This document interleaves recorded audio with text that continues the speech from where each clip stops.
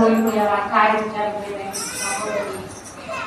ధైర్యం చేసిపోయావా సహోదరుడా? ధైర్యం వచ్చేవాడు నజరేడేనా? ఇది చాలా పెద్ద సబ్జెక్ట్. అక్కడ గురించుకొచ్చాను.